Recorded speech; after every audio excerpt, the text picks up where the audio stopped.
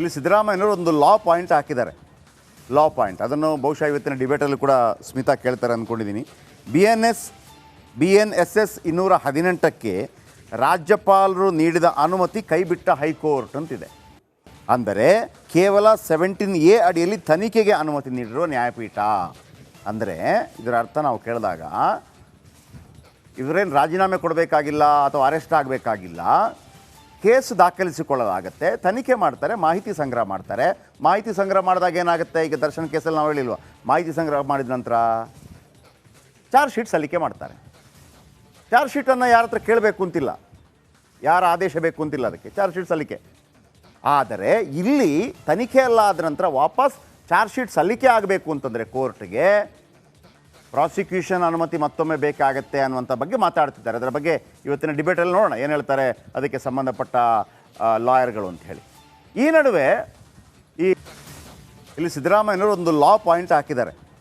ಲಾ point ಅದನ್ನು ಬಹುಶಃ ಇವತ್ತಿನ ಡಿಬೇಟಲ್ಲೂ ಕೂಡ ಸ್ಮಿತಾ ಕೇಳ್ತಾರೆ ಅಂದ್ಕೊಂಡಿದ್ದೀನಿ.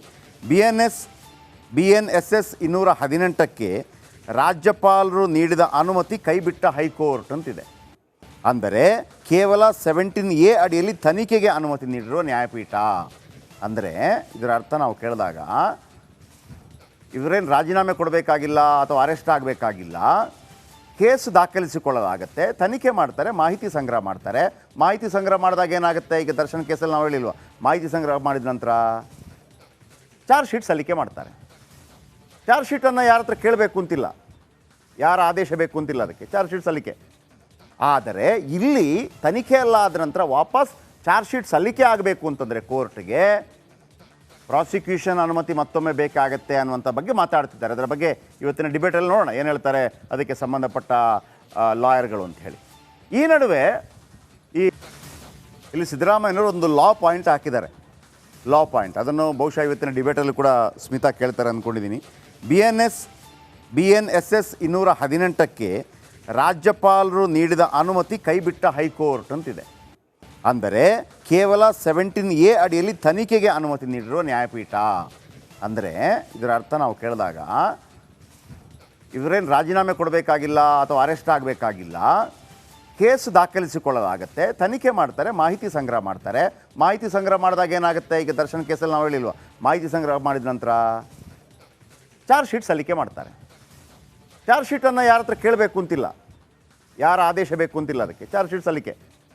ಆದರೆ ಇಲ್ಲಿ ತನಿಖೆ ಎಲ್ಲ ಆದ ನಂತರ ವಾಪಸ್ ಚಾರ್ಜ್ ಶೀಟ್ ಸಲ್ಲಿಕೆ ಆಗಬೇಕು ಅಂತಂದರೆ ಕೋರ್ಟ್ಗೆ ಪ್ರಾಸಿಕ್ಯೂಷನ್ ಅನುಮತಿ ಮತ್ತೊಮ್ಮೆ ಬೇಕಾಗತ್ತೆ ಅನ್ನುವಂಥ ಬಗ್ಗೆ ಮಾತಾಡ್ತಿದ್ದಾರೆ. ಅದರ ಬಗ್ಗೆ ಇವತ್ತಿನ ಡಿಬೇಟಲ್ಲಿ ನೋಡೋಣ ಏನು ಹೇಳ್ತಾರೆ ಅದಕ್ಕೆ ಸಂಬಂಧಪಟ್ಟ ಲಾಯರ್ಗಳು ಅಂತ ಹೇಳಿ. ಈ ನಡುವೆ ಇಲ್ಲಿ ಸಿದ್ದರಾಮಯ್ಯನವರು ಒಂದು ಲಾ ಪಾಯಿಂಟ್ ಹಾಕಿದ್ದಾರೆ. ಲಾ ಪಾಯಿಂಟ್ ಅದನ್ನು ಬಹುಶಃ ಇವತ್ತಿನ ಡಿಬೇಟಲ್ಲೂ ಕೂಡ ಸ್ಮಿತಾ ಕೇಳ್ತಾರೆ ಅಂದ್ಕೊಂಡಿದ್ದೀನಿ. BNSS 218ಕ್ಕೆ ರಾಜ್ಯಪಾಲರು ನೀಡಿದ ಅನುಮತಿ ಕೈಬಿಟ್ಟ ಹೈಕೋರ್ಟ್ ಅಂತಿದೆ. ಅಂದರೆ ಕೇವಲ 17A ಅಡಿಯಲ್ಲಿ ತನಿಖೆಗೆ ಅನುಮತಿ ನೀಡಿರುವ ನ್ಯಾಯಪೀಠ.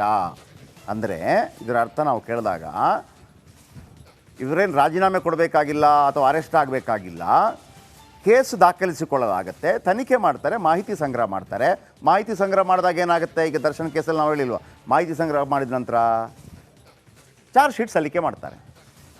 ಚಾರ್ಜ್ ಶೀಟನ್ನು ಯಾರ ಹತ್ರ ಕೇಳಬೇಕು ಅಂತಿಲ್ಲ, ಯಾರ ಆದೇಶ ಬೇಕು ಅಂತಿಲ್ಲ, ಅದಕ್ಕೆ ಚಾರ್ಜ್ ಶೀಟ್ ಸಲ್ಲಿಕೆ. ಆದರೆ ಇಲ್ಲಿ ತನಿಖೆ ಎಲ್ಲ ಆದ ನಂತರ ವಾಪಸ್ ಚಾರ್ಜ್ ಶೀಟ್ ಸಲ್ಲಿಕೆ ಆಗಬೇಕು ಅಂತಂದರೆ ಕೋರ್ಟ್ಗೆ ಪ್ರಾಸಿಕ್ಯೂಷನ್ ಅನುಮತಿ ಮತ್ತೊಮ್ಮೆ ಬೇಕಾಗತ್ತೆ ಅನ್ನುವಂಥ ಬಗ್ಗೆ ಮಾತಾಡ್ತಿದ್ದಾರೆ. ಅದರ ಬಗ್ಗೆ ಇವತ್ತಿನ ಡಿಬೇಟಲ್ಲಿ ನೋಡೋಣ ಏನು ಹೇಳ್ತಾರೆ ಅದಕ್ಕೆ ಸಂಬಂಧಪಟ್ಟ ಲಾಯರ್ಗಳು ಅಂತ ಹೇಳಿ. ಈ ನಡುವೆ ಇಲ್ಲಿ ಸಿದ್ದರಾಮಯ್ಯನವರು ಒಂದು ಲಾ ಪಾಯಿಂಟ್ ಹಾಕಿದ್ದಾರೆ. ಲಾ ಪಾಯಿಂಟ್ ಅದನ್ನು ಬಹುಶಃ ಇವತ್ತಿನ ಡಿಬೇಟಲ್ಲೂ ಕೂಡ ಸ್ಮಿತಾ ಕೇಳ್ತಾರೆ ಅಂದ್ಕೊಂಡಿದ್ದೀನಿ.